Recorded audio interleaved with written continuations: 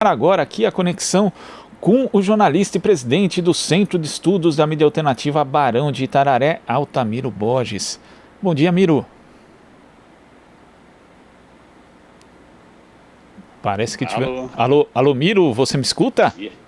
Escuto, tudo bem, grande? Tudo certo, quer dizer, tudo certo dentro do possível, obviamente, né? Pois é, apesar dos pesares. Exatamente.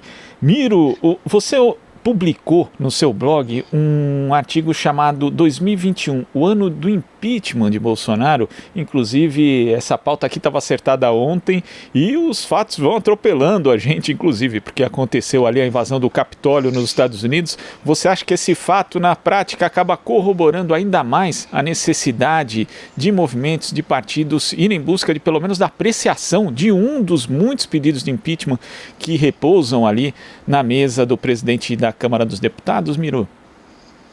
Já são mais de 50 pedidos de impeachment, né? E a cada dia vai pintando coisa nova, né? Você pega...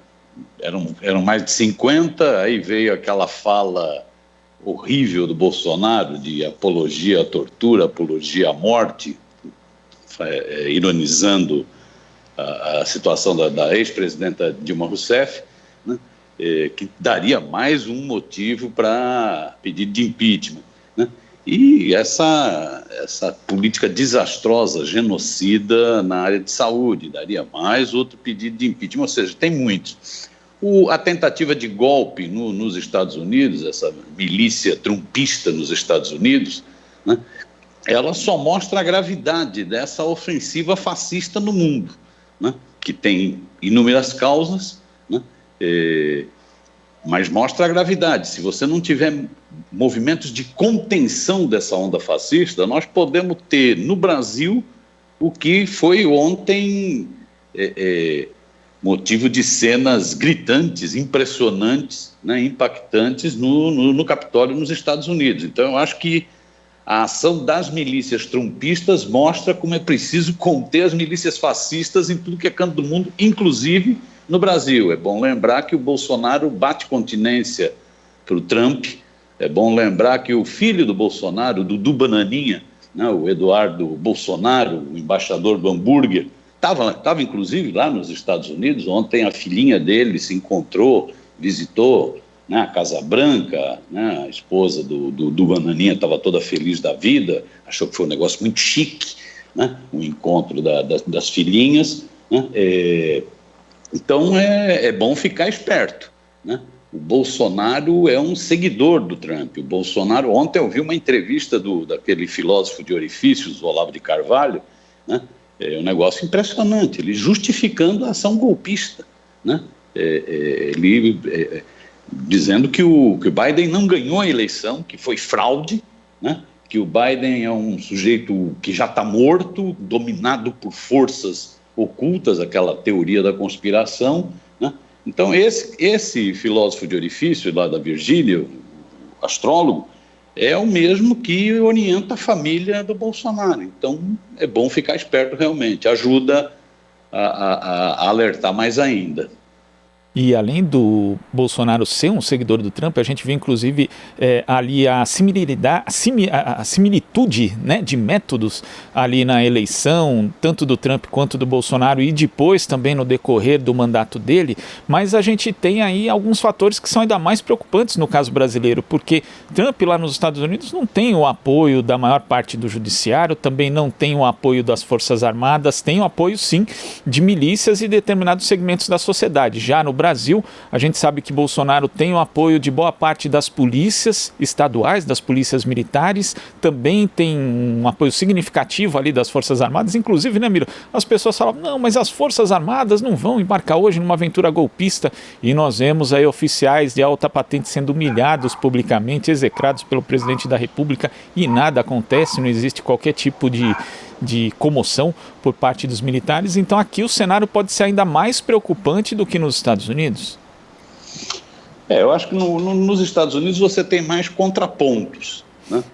Pela própria formação do país, você foi criando mais contrapontos, né? Tanto, não é para menos que a cena gerou tanta comoção, né? invadiu o Capitólio. Hollywood só mostrava a invasão do Capitólio pelos comunistas, por forças islâmicas, pelo Irã, pelo Iraque. Nunca ia imaginar a invasão do Capitólio por malucos, né, seguidores de seitas fascistas nos Estados Unidos, né? Então a cena gerou uma comoção, né? Mostra exatamente, na minha opinião, a decadência do Império. Esse Império está em processo acelerado de decadência, mas ele tem contrapontos. É preciso avaliar ainda melhor como foi realmente a postura dos militares nos Estados Unidos. Eles andaram se distanciando, alguns generais andaram se distanciando do Trump ultimamente, né? Falando da defesa da instituição, que a instituição Forças Armadas são fundamentais para a democracia nos Estados Unidos. Mas ontem me chamou a atenção que a polícia... foi muito estranho o que ocorreu no Capitólio, né? Como que aquela malta, aquela horda fascista, com figuras patéticas, né? Umas figuras bizarras, né? Como que aquilo se aproxima de um congresso, invade a sala da presidência da Câmara e não tem nada, né? Eu fiquei lembrando das cenas de ação da polícia, né, contra o movimento negro dos Estados Unidos nos últimos dias, né? É bem diferente, né, o comportamento, mas isso cabe avaliação.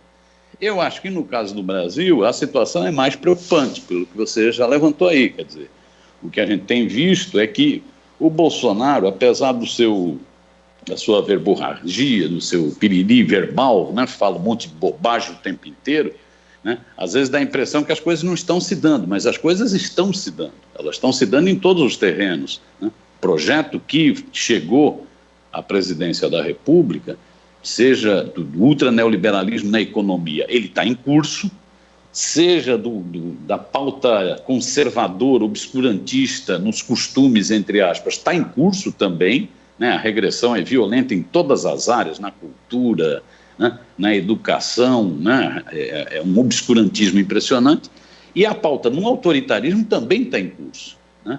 O fascismo, o Bolsonaro fica esbravejando, às vezes a gente acaba se desviando a atenção, né, um diversionismo impressionante, mas o autoritarismo está em curso, e ele vai criando, ele vai fazendo isso mesmo, liberar arma, né, uma relação com a polícia militar, que é uma relação que passa por cima dos governos estaduais, não é isso? É de desrespeitar, chega ao ponto de estimular motim, como foi aquele do Ceará, né? Então, ele vai montando o seu esquema, esse projeto que está por detrás dele, né? Ele vai sendo criado, então é um perigo ainda maior, né? As nossas instituições não são tão sólidas, né? E você vê esse processo indo corroendo a democracia, né? O livro que foi escrito, né, Como as Democracias Morrem, né, por dois liberais estadunidenses, aqui no Brasil ele é muito mais presente, né? Aqui a democracia é jovem, a democracia teve pequenos períodos, né? É bom a gente lembrar que a marca do Brasil é o autoritarismo, são regimes ditatoriais, né? Então é bom ficar esperto. O Bolsonaro, em certo sentido, já está cantando a bola, da mesma forma como o Trump cantava a bola de fraude para insuflar, né, os seus seguidores, essa horda, né? Trump, se quer conter essa horda, tem que começar pegando o Trump, né? Se a democracia dos Estados Unidos quisesse levada a sério, né, ela precisa conter o Trump. O Trump precisa ir para a cadeia. Ele é um golpista, né? É um homem, né, que não respeita a democracia, não respeita as urnas, né? Pois bem, se isso lá nos Estados Unidos já vinha sendo tramado, né, a bola já estava sendo cantada, esse ato de ontem estava nas redes sociais, né? Isso já estava sendo falado, né? Então imagina aqui no Brasil, o Bolsonaro vai repetir a mesma coisa, urna eletrônica, fraude, eu ganhei no primeiro turno, eu tenho prova, cadê as provas, Bolsonaro? Esse seria outro motivo, outro bom pedido de impeachment, apresenta as provas, ô figura, né? Então é próximo, tem que ficar cauteloso, e é mais perigoso. Inclusive, pegando esse gancho da questão das fraudes, Miro, como é que você vê a cobertura da mídia tradicional brasileira? Porque ontem, quando a gente acompanha ali nos canais de notícia, tinha até jornalistas, alguns comentaristas exaltados, chamando Donald Trump de mentiroso. Porque, olha, ele fala isso aqui das fraudes, não existe nada, é um mentiroso. Eu vi, assim, jornalistas, inclusive alguns que não costumavam se exaltar, fazendo esse tipo de ponderação, que na verdade, e é verdade, né? Trump é mentiroso mesmo, principalmente nesse aspecto. Agora, quando é Jair Bolsonaro, que ontem mesmo, inclusive, né, chegou e corroborou a mentira de Trump e a própria mentira, dizendo que tem provas de que o sistema brasileiro foi fraudado, de que ele teria sido eleito no primeiro turno, aí não existe esse tipo de tratamento, né? Ninguém vai lá e chama o Bolsonaro de mentiroso, não existe essa assertividade. Como é que você vê essa diferença de tratamento e também, assim, a cobertura, de uma forma geral, da mídia brasileira em relação ao episódio de ontem, Miro? Eu acho, a mídia brasileira, primeiro que hoje ela está dividida, não dá para falar que é um bloco, né? Então não dá para falar, a mídia pensa dessa forma, eu acho que a mídia está dividida, né? Uma parte da mídia brasileira embarcou total no governo Bolsonaro, seja na agenda ultraneoliberal na economia, na agenda regressiva, obscurantista, nos costumes, entre aspas, e na agenda autoritária. Então uma parte está totalmente com Bolsonaro, então você pega o SBT do Silvio Santos, já mudou de nome, é Sistema Bolsonarista de Televisão, é isso, a Record é o templo do Bolsonaro, né? Então outra parte diverge do Bolsonaro nessa pauta, temendo o autoritarismo na política, temendo a regressividade, o obscurantismo nos direitos civis, mas concorda com a pauta ultraneoliberal, né? Concorda com a agenda econômica do Guedes, né? Então a mídia está dividida, né? Nisso ela sempre relativiza as coisas com relação ao Bolsonaro. Ela não, até porque se ela fosse pegar para bater mesmo, ela teria que reconhecer que ela é uma das responsáveis por Bolsonaro chegar à presidência da República, né? Então ela tem que pegar leve, né? Então ela esbraveja ontem contra o Trump, mas não esbraveja tanto contra o Bolsonaro quando ele faz a mesma coisa, quer dizer, ao ficar colocando em questão as urnas eletrônicas, ao falar que tem fraude, ele merecia um tratamento similar, merecia, qual o nome que se dá a isso? Mentira, é um mentiroso, né? Um falsário, um farsante. A mídia pega leve, porque eu acho que ela está nessa divisão, nessa confusão própria do momento político que o Brasil está vivendo. Eu acho que com relação à cobertura do golpe, da tentativa de golpe ontem pelas hordas trumpistas no Capitólio, nos Estados Unidos, eu acho que no geral a mídia se comportou como uma mídia que sempre é muito colonizada, né?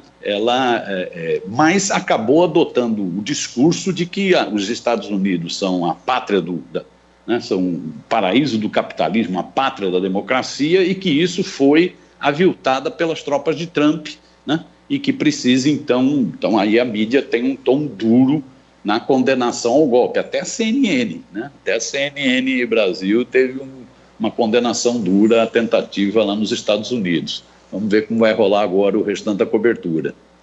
E ainda falando a respeito de um meia-culpa que nunca vai ser feito por parte da mídia tradicional brasileira, Miro, muita gente fez referência ontem a outro candidato à presidência da República que perdeu uma eleição, não aceitou a derrota e na sequência tivemos muitas manifestações antidemocráticas que a mídia até não, mas é uma minoria ali que está pedindo ditadura, tal.